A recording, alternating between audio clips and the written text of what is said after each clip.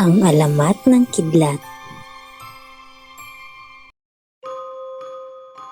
Noong unang panahon, bago pa matutunan ng mga tao ang lihim ng apoy at bakal, ang kalangitan ay may sariling tagapagbantay, ang diwata ng kidlat.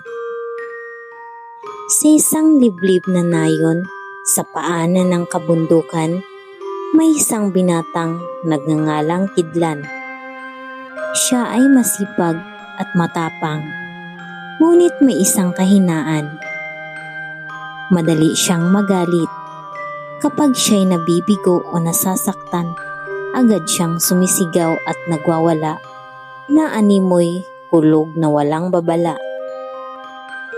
Isang gabi, habang ang nayon ay nababalot ng dilim, biglang dumagundong ang langit. Bumuhos ang malakas na ulan at sinabayan ito ng nakasisilaw na liwanag ng kidlat.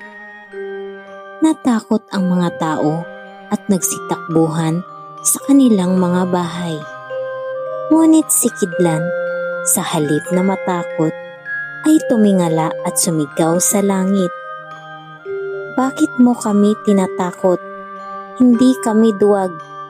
Sa sandaling iyon, isang matinding kidlat ang bumagsak sa tuktok ng bundok. Mula sa liwanag nito ay lumitaw ang diwata ng kidlat.